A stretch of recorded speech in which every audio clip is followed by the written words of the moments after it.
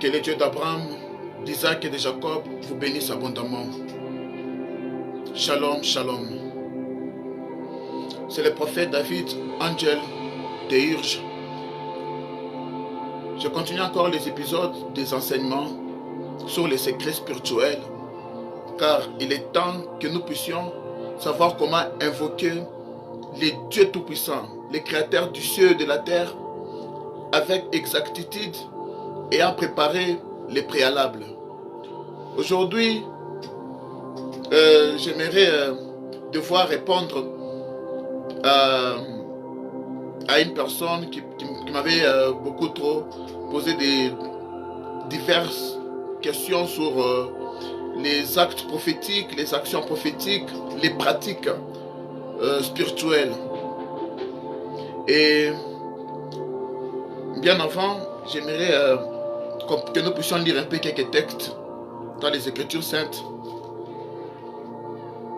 On va lire premièrement dans le livre de... Je crois que je préparais. Dans Jacques, nous sommes dans le livre de Jacques. Jacques 2, à partir du verset 18e.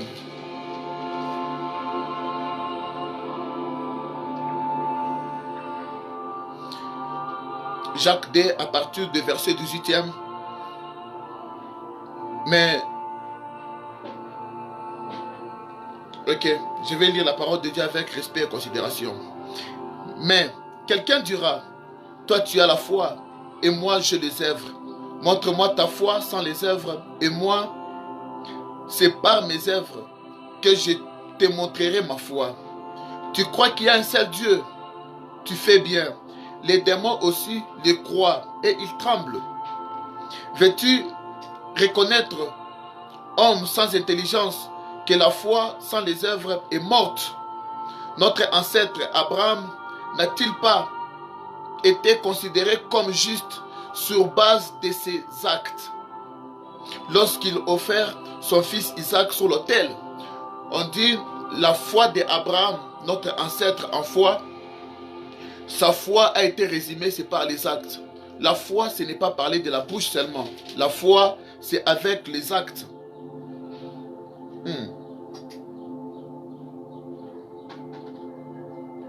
Ok, je vais encore lire un autre verset. Je prends 1 Corinthiens 2 à partir du verset 4e. Je vais lire la parole de Dieu avec respect et considération. Ma parole et ma prédication ne reposent pas sur les discours persuasifs de la sagesse humaine, mais sur une démonstration d'esprit et de puissance, afin que votre foi soit fondée non sur la sagesse des hommes, mais sur la puissance de Dieu. C'est pourtant bien une sagesse que nous enseignons parmi les hommes mûrs. C'est une sagesse qui est enseignée parmi les hommes mûrs. Mais une sagesse qui n'est pas de ce temps, ni des chefs de ce temps. C'est une sagesse ancienne, qui sont voués à la destruction. Non. Nous annonçons la sagesse de Dieu mystérieuse et cachée. On dit nous enseignons la sagesse de Dieu qui est mystérieuse et cachée. Celle que Dieu avant tout le temps avait préparée d'avance pour notre gloire. Cette sagesse, aucun des chefs de ces temps ne l'a connue. Car s'il avait connu, il n'aurait dû pas crucifier le Seigneur de la gloire. Mais comme il est écrit, ce que l'œil n'a pas vu, ce que l'oreille n'a pas entendu, ce qui n'est pas monté au cœur de l'homme, Dieu l'a préparé pour ceux qui l'aiment. Le verset 13e, on dit, et nous en parlons non avec les paroles qu'enseigne la sagesse humaine, mais avec celles qu'enseigne l'esprit. Ainsi, en employant le langage spirituel pour exprimer les choses spirituelles. Que Dieu Tout-Puissant, le Dieu d'Abraham, d'Isaac et de Jacob, bénisse abondamment sa parole.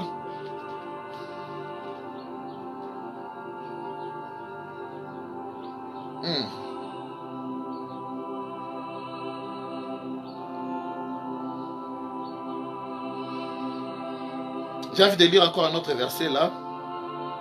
Voilà, je suis dans le livre de Jacques 1. Jacques 1, le verset 22e. Jacques 1, le verset 22e. Il est écrit, mettez en pratique la parole et ne vous contentez pas de l'écouter en vous trompant vous-même par de faux raisonnements. En effet, si quelqu'un écoute la parole et ne la met pas en pratique, il ressemble à un homme qui regarde son visage dans un miroir et qui, après s'être observé, s'en va et oublie aussitôt comme il était. Que le Dieu d'Abraham, d'Isaac et de Jacob vous bénisse abondamment. Voilà. Nous voyons très bien, dans le livre de Jacques 1, le dernier verset que je viens de lire, la Bible déclare, mettez en pratique la parole. Ne vous bornez pas seulement de l'écouter. Et nous remarquons aujourd'hui, dans le corps de Christ, beaucoup de gens aiment écouter la parole, aiment écouter les prédications, ils aiment la parole. Ah, c'est profond, avance. Waouh, quelle révélation, c'est profond, avance. Waouh, hey, my God. C'est fort. Mais après avoir écouté cette parole, est-ce que vous les mettez en pratique? La Bible déclare, ne vous bornez pas seulement de l'écouter. Il faut écouter cette parole et mettre cette parole-là en pratique. Si j'ose poser une question aujourd'hui, maintenant là, qui croit que la Bible c'est la parole de Dieu? Tout le monde va lever les doigts, surtout les chrétiens. Les chrétiens, la Bible c'est la parole de Dieu. La Bible c'est la parole de Dieu. J'aime la Bible, j'aime les Écritures. C'est bien. Mais est-ce que tu les mets en pratique? Il faut mettre la parole en pratique. Et mettre la parole en pratique, ce n'est pas en le prononçant de sa bouche. Je ne comprends pas vraiment les raisonnements chrétiens. Les chrétiens d'Israël, ils croient aussi à notre Seigneur Jésus-Christ. Mais ils mettent la Bible en pratique. Un exemple, comme dans le livre de Jérémie 22, verset 29, où il est écrit, terre, terre, terre, écoute la parole de l'Éternel. Et puis il commence à déclarer ce qu'ils aimeraient voir dans la terre auquel ils se retrouvent. Les Juifs, ils sont en train de prendre la terre. Ils se mettent à genoux, ils commencent à déclarer, terre, terre, terre, écoute la parole de l'Éternel. Selon qu'il est écrit dans le livre de Jérémie 22, verset 29. Ils mettent cette parole-là en pratique. Et puis ils vont déclarer les miracles qu'ils aimeraient voir, les bénédictions qu'ils aimeraient voir, la vie chrétienne qu'ils aimeraient vivre sur une terre qui leur soit nouvelle par exemple. Et puis on va remarquer, partout où ils arrivent, ils doivent prendre la terre du lieu et puis commencer à prier Dieu que cette terre puisse mettre une terre bénéfique. C'est pourquoi vous allez voir, ils quittent leur pays, ils quittent chez soi, ils viennent chez nous et puis ils sont en train de réussir même là où tous les Congolais sont en train d'échouer toute leur vie. Vous savez pourquoi? C'est parce qu'ils sont en train de mettre la parole en pratique. Jésus-Christ de Nazareth, lorsqu'il lui a amené un aveugle qui ne pouvait pas voir, la Bible déclare, il a pris la poussière de la terre. Il a approché la terre à sa bouche, apparemment il a parlé à la terre sûrement. Et puis il a mis sa propre salive. Il a pris cette heure, il a appliqué à l'aveugle. Et l'aveugle a commencé à voir. Jésus-Christ de Nazareth lui-même avait des pratiques spirituelles. On lui amène les aveugles qui ne pouvaient pas voir. La Bible déclare, il dit aux aveugles, allez vous plonger dans l'eau de Siloé. Ils sont partis dans l'eau de Siloé, ils se sont lavés les visages. Et puis ils ont vu. Jésus-Christ avait la révélation que Élisée les prophètes, c'est comme ça, il a levé quoi? Les malédictions, les maladies incurables aux gens. Et Jésus-Christ était en train de mettre cela en pratique. Si ton homme de Dieu, ton prophète, ton apôtre, ton guide spirituel, celui qui t'enseigne les Écritures, celui qui t'enseigne Jésus, vous traversez les moments difficiles, il te dit que non, donne-moi une bouteille dont je vais prier pour ça. Vraiment, il faut prendre ça avec respect et considération. Car ce sont les directions prophétiques qui produisent des miracles. Les directions prophétiques déverrouillent les ciels. Les directions prophétiques font descendre les anges. Je vais vous dire quelque chose. Lorsque Dieu m'a appelé, un jour je faisais une prière. Je dis à Dieu, Seigneur, les mondes des ténèbres, s'ils veulent nous jeter de mauvais sorts, nous combattre, ils ont des grimoires qu'ils sont en train d'utiliser. Et puis paf, ça marche. Seigneur, donne-moi aussi les secrets spirituels pour permettre aux chrétiens de mener une vie chrétienne victorieuse afin d'assurer leur bonheur dans cette vie et pour l'éternité. Et puis Dieu m'a révélé beaucoup de secrets, mais il m'a dit en général, parmi les plus grands secrets, c'est les secrets qui se trouvent dans la Bible. Je vais expliquer la différence entre un magiste, entre un magicien et un prêtre ou un apôtre ou voire un prophète comme je suis. Entre un prêtre, un prophète, un apôtre et un magicien. Les magiciens, ils ont un livre. Et leur livre, c'est intitulé les grimoires. Ils se servent de grimoires. C'est là où ils sont en train de soutirer les sorts, les sortilèges pour accomplir leurs merveilles. Maintenant, les prêtres, les prophètes, les apôtres, et aussi ils ont un livre. Et ce livre-là, c'est la Bible. Et ils doivent mettre cette Bible-là en pratique pour qu'eux aussi puissent accomplir les signes, miracles et prodiges au nom de l'Éternel, le Dieu d'Abraham, d'Isaac et de Jacob. Mais, quelque chose que nous remarquons, les magistes, et ils sont en train de mettre des grimoires en pratique. Ils sont en train de dominer le monde, de tuer même les chrétiens. Parce que par moments, les chrétiens sont traités comme des poulets pour le monde des ténèbres. Et qu'est-ce qu'on fait des poulets? On les mange. Les poulets, ils sont là seulement pour en train de chanter matin, midi, soir. La connaissance, c'est le pouvoir. Et les prêtres, les apôtres, les prophètes sont censés mettre en pratique ce qui est écrit.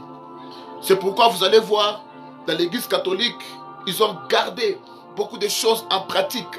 C'est pourquoi ils sont en train de vivre vraiment les merveilles dans leur organisation.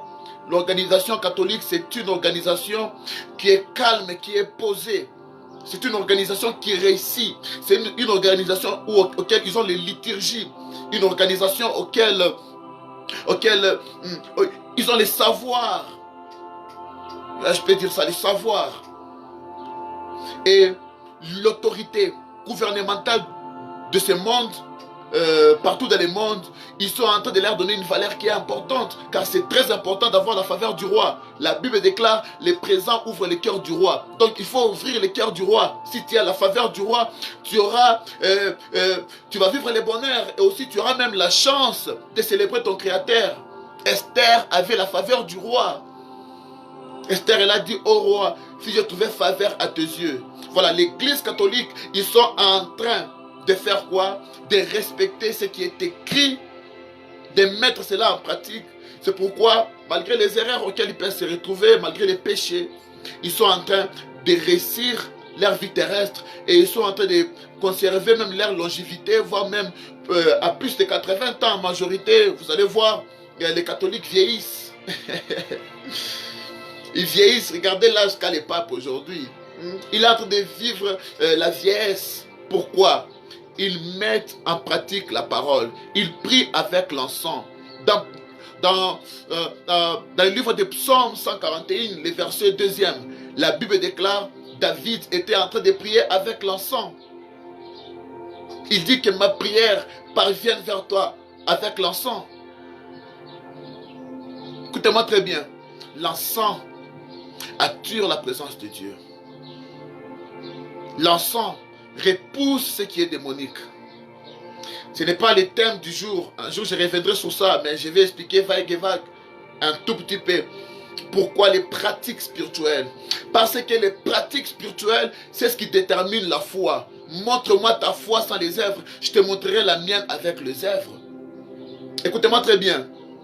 La Bible déclare lorsque les magiciens des pharaons, ils ont jeté leur bâton par terre, leur bâton est devenu des serpents. Mais si c'est un chrétien, il va les magiciens faire cela.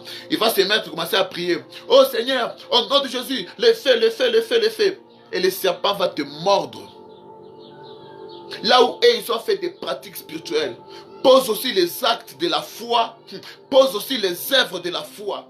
Car si tu parles seulement de ta bouche, cela est insensé. Ce qui est écrit est censé, nous sommes censés mettre cela en pratique, pas les prononcer. Il faut que tu prennes aussi les bâtons. Tu jettes ton bâton par terre avec foi. Et là, le ciel verra que tu viens de poser les œuvres de la foi. Et ton bâton sera un gros serpent. Et conséquence, ton serpent va manger le serpent de la sorcellerie de ta famille. De la sorcellerie qui te combatte. Il faut savoir comment poser les actes de la foi. C'est pourquoi la Bible déclare, mettez en pratique la parole. Les Juifs, par exemple, quand ils sont en train de lire le psaume 23, le psaume de David, l'Éternel est mon berger, je ne manquerai de rien, il me fait reposer. Lorsqu'ils arrivent là où c'est intitulé, oui, le bonheur et la grâce m'accompagneront tous les jours de ma vie. Non, là où, quand ils arrivent là où il est écrit, tu oins d'huile ma tête et ma coupe déborde. Ils prennent et tous l'huile d'onction. Et puis ils se renversent. Il dit, tu oins d'huile ma tête et ma coupe déborde. Ils mettent ça en pratique. Et c'est pourquoi l'onction est en train d'augmenter en eux. Mais les chrétiens de l'Afrique et des restes du monde, et ils sont seulement de prononcer. Et il est écrit, il est écrit, il est écrit, vous ferez la guerre, mais vaincront pas. Il est écrit, il est écrit. Écoutez-moi très bien. Lorsque Dieu appelle quelqu'un, réellement, lorsque Dieu appelle quelqu'un, Dieu lui donne les secrets spirituels auxquels il mettait en pratique pour commencer à changer les choses. C'est pourquoi vous allez remarquer des Genèse à Apocalypse, tous les gens que Dieu était en train d'appeler, Dieu leur donnait des secrets spirituels. C'est pourquoi même dans le Nouveau Testament, Agabus, le prophète, c'est un prophète, pour qu'il puisse prophétiser, il doit toucher quelque chose de toi. C'est l'acte prophétique qu'il pose, ça lui permet d'entrer en contact avec Dieu Tout-Puissant pour avoir les directives prophétiques exactes de ta vie. Les pratiques spirituelles apportent la gloire, apportent le pouvoir, apportent la protection, repoussent Satan et le monde de ténèbres. Les chrétiens sont là en train de chercher des prophéties à gauche, à droite, des prophéties par Zouria. Mais une chose, les bouddhistes, ils sont en train de réussir leur vie sans prophétie. Les bouddhistes, ils vivent en protection, ils sont protégés, ils réussissent la vie, ils étudient bien, ils sont intelligents, ils vivent dans la sanctification, ils ne pêchent pas, ils ne volent pas quelque chose d'autrui, ils ne prennent pas les femmes d'autrui sans la prophétie.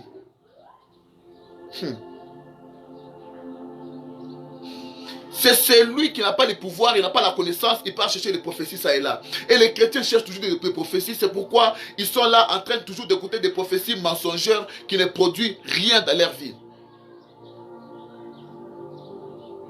Il faut savoir comment mettre la Bible en pratique. Je bouleverse un peu le monde aujourd'hui, je vais dire quelque chose. Comme par exemple le psaume 51, où David il dit, purifie-moi avec l'hysope et je serai plus blanc que la neige. David lui-même était en train de prier avec l'hysope. L'hysope c'est comme, c'est parmi les céleri qu'on utilise à la cuisine. Mais David prenait sa main. Il dit, Seigneur, j'ai péché contre toi, purifie-moi avec cet hysope. Psaume 51. Et puis il met ça dans l'eau, il se lave. Mais ça signifie quoi ça? Mais un chrétien, lui, il ne va pas chercher l'hysope pour prier comme David. Non, il va vouloir que les dieux de David puissent l'aider, mais en ne faisant pas ce que David a fait. Et il va commencer à répéter le psaume 51 comme un démon. En regardant dans tous les sens. Purifie-moi comme l'hysope. Où est l'hysope? Donc ta foi là n'a pas des œuvres. La foi elle est censée être accompagnée des œuvres. Il faut poser les œuvres de la foi. Parce que la Bible déclare, si ta foi là elle n'a pas des actes, c'est une foi qui est morte. La foi te pousse toujours à faire les actes prophétiques. C'est pourquoi lorsque tu as la foi, on peut te présenter une personne malade qui est là. Et puis en priant, tu sens que ton esprit, je ne parle pas de l'Esprit Saint, parce que vous mentez pour l'Esprit Saint. Oh, l'Esprit Saint m'a dit non, non. Mais tu sens que dans ton esprit, tu sens que non, tu peux prendre cette eau. J'espère sur cette personne en déclarant. Et puis je verrai les miracles. Et puis tu prends, l'eau, tu poses l'acte de la foi. Dieu voit. Dieu voit. C'est comme ça on vit des miracles. Vous pouvez nous traiter de n'importe quoi. Non, apparemment, tu es initié dans des choses. Comment ça, tu utilises des choses. Ce n'est que la connaissance. Ce n'est que la connaissance. Ce n'est que la connaissance. Et lisez les prophètes. C'est un prophète, il priait avec des pratiques spirituelles. Là où tous les prophètes ont échoué, je dis bien, beaucoup de prophètes sont passés. C'était après Josué. Il y a eu beaucoup de prophètes. Il y a eu Achid, les prophètes. Il y a eu Jéhu. Donc il y a eu beaucoup de prophètes. Tous les prophètes qui sont passés là, ils donnaient des prophéties avec des détails et précisions. Mais aucun d'eux a réussi d'enlever la malédiction qui était sous Jéricho. Et le peuple de Jéricho, tous les prophètes qui passaient là, faisaient que donner des prophéties hasardeuses, des prophéties mensongères, des prophéties fabriquées qui ne changent à rien. Pourquoi vous aimez d'abord beaucoup trop les prophéties? Je suis prophète, je prophétise, Dieu me parle souvent. Mais ça m'étonne de savoir que ce que les chrétiens cherchent, ce n'est que des prophéties.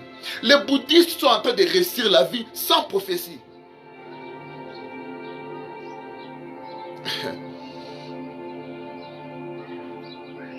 Il faut mettre la parole de Dieu en pratique. La reine Esther, la Bible déclare, elle a prié pour son eau avant de se laver, avant d'aller se présenter devant le roi.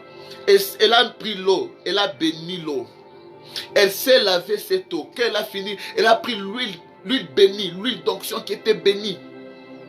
Elle a pris cette huile, elle l'a mise sur elle. Elle est partie et elle a eu la faveur du roi. Mais toi, prier pour l'eau, tu ne vas pas prier pour l'eau. Et si on a maudit l'eau pour toi, il faut prier pour l'eau, ça va aider, l'eau sera exorcisée. Tu ne pries pas pour l'eau, et puis tu parles là-bas, Seigneur Jésus, fais que ça marche, au nom de Jésus. Tu arrives là-bas, ça ne marche pas. Tu devais mettre le pouvoir du Seigneur Jésus dans l'eau. Parce qu'il dit, il est l'eau qui donne la vie. Aïe, aïe, aïe. L'Esprit de Dieu, la Bible déclare, l'Esprit de Dieu se mouvait au-dessus des eaux. Quand tu as de prier pour l'eau, tu ne sais pas que l'Esprit de Dieu aime de l'eau. L'Esprit de Dieu aime l'eau. Quand tu pries pour l'eau, il y a les miracles. C'est pourquoi vous allez voir beaucoup de prophètes qui opèrent des miracles. Ils travaillent beaucoup trop avec l'eau. Je ne pense pas d'une manière générale, je n'entre pas en profondeur. Même si tu es malade, tu veux prendre des médicaments. Tu prends l'eau que tu vas utiliser pour boire. Tu pries. Tu dis que cet médicament va soigner mon corps, mon âme, mon esprit. Et je ne tomberai plus jamais malade. Parce que, et puis tu bois. Il faut savoir, lorsque tu chasses les démons, il va encore revenir. La Bible déclare, Jésus-Christ il a dit, tu vas chasser un démon, il va aller s'appeler, ils seront plus de 7. C'est pourquoi, bien aimé, demeure dans la prière. Parce que les démons que tu chasses, il va encore revenir.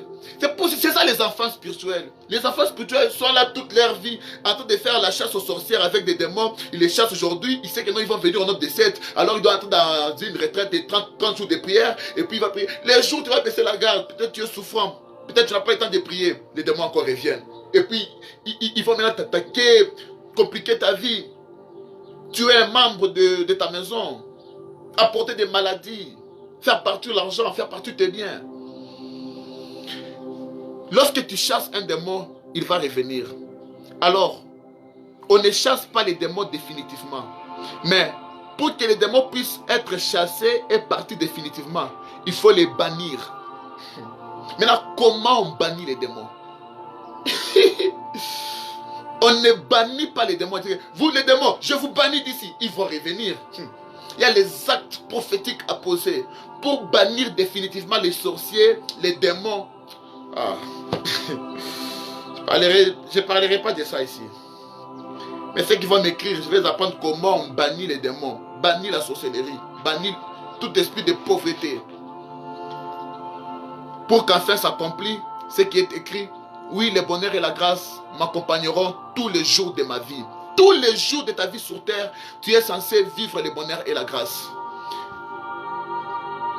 Oh bien-aimé, si tu ne racontes pas le diable dans ta vie, donc tu marches avec lui. Faux et archi-faux.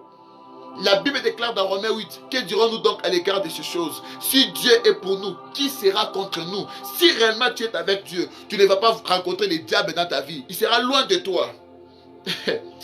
C'est l'absence de Dieu qui a tué les démons. La présence de Dieu te sécurise. Que le Dieu d'Abraham, d'Isaac et Jacob vous bénisse abondamment.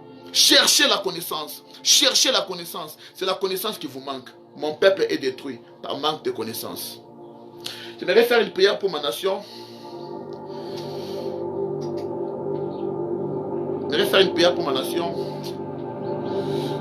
Je vais prier pour l'Est.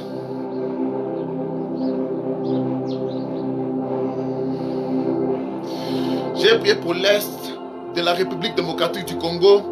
Il y a beaucoup trop de guerres. Mes frères compatriotes congolais sont en train d'être tués, sont en train d'être massacrés à l'Est. Ça fait très mal.